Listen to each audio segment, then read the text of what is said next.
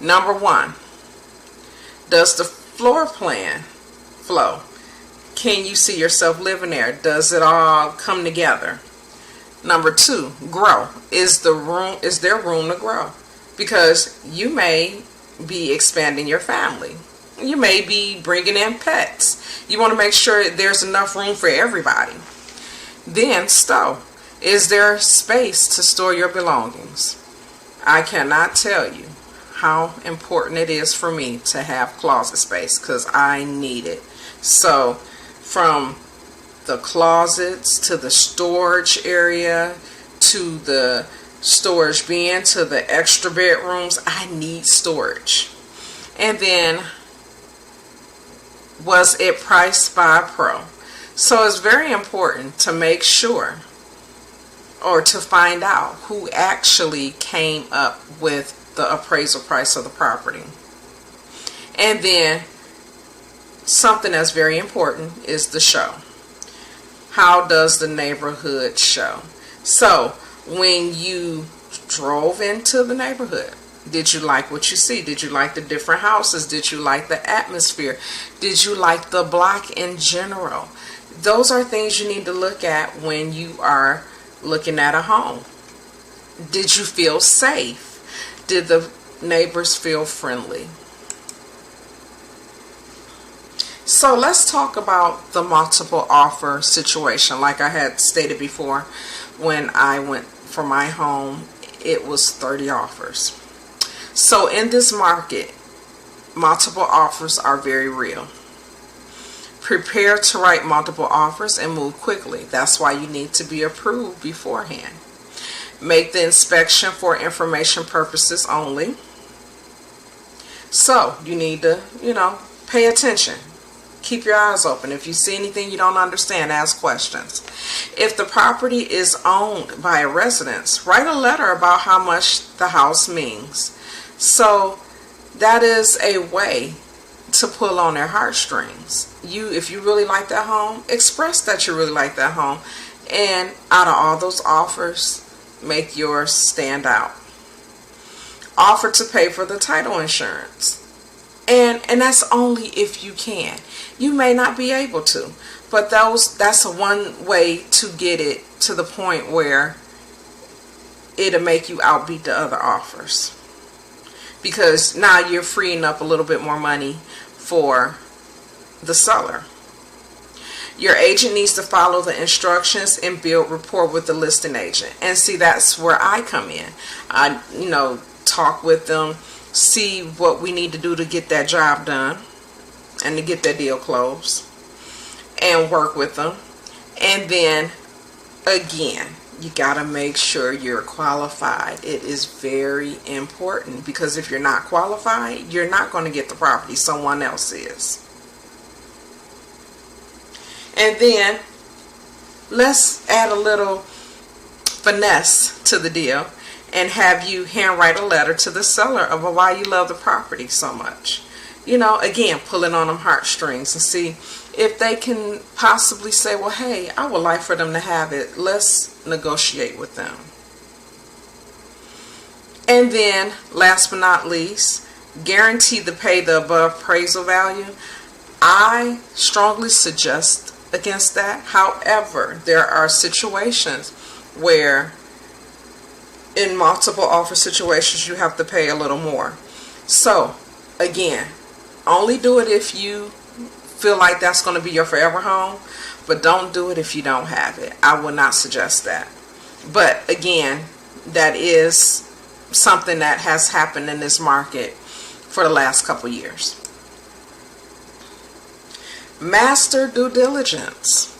Recognize wear and tear versus material defects. So when you're looking through the property, just take a look at everything that's going on in that property. Because if there's something that is normal wear and tear, that's an easy fix. All they need to do is be replaced. But if it's something that is an actual defect, you need to find out why it's going wrong, why it's doing that, why isn't it, not acting properly. Because if it's a defect, then something could be wrong with the structure or something could be wrong with the roof. It could be anything that could be causing maybe the walls or something to do something abnormal that it normally don't do. We're looking for issues with the roof. That's very important because a roof is a very major expensive repair. Your AC unit, and depending on where you live, you know you want that to work because it does get hot. Your plumbing, you want to make sure the plumbing is in great working order, and electrical in great working order, and you want to make sure that there's nothing wrong with the structure. Very important. Depending on how you negotiate the offer, ask for credits for material issues that come up on the inspection. So, say for instance, they say that the steps need to be repaired, and it's going to cost roughly about $2,000. So then that's when, as the agent, I will go back to the selling agent and say, hey, according to the inspection, it is telling us that this needs to be repaired. So can you provide the seller concessions for that? So that is where I come in to negotiate that for you. Because, again, it's to give you the best agreement, the best contract possible to get you to closing. Then also, very important, hire a home inspection who offers warranties on their inspection in case anything happens on a property after you close.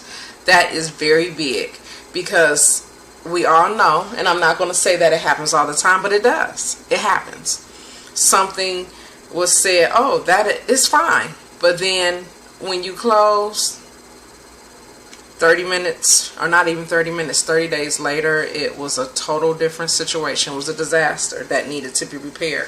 And because the home inspector warranted it was taken care of. So having that actual warranty is very important. And basically having that home inspection is even more important before you close. And so this what happens when you do have a home warranty, or you don't, you have that due diligence in your contract for an inspection. So no seller concession, short due diligence. We never want to see that. As soon as you get it under contract, make sure you have enough time so that you can do your due diligence, because of course home inspectors are very busy too. If it's limited property or limited property available, then that means a lot of these homes are going under contract and people are requesting home inspection. And you have the right to request repairs once the inspector has looked at it and saw that things needed to be done.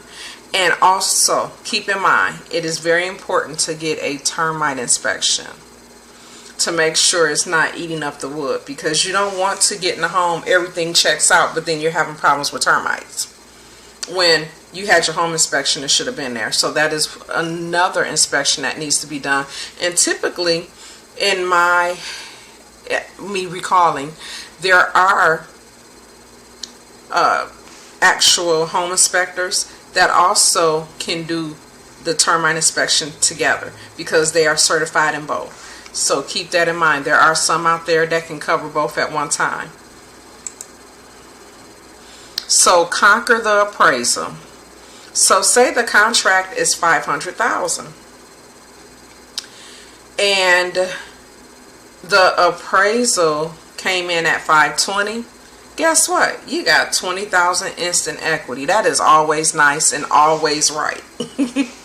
And I'm just joking. It's not always right, but that's nice. So now you know when you're purchasing that home, you are walking in with instant equity.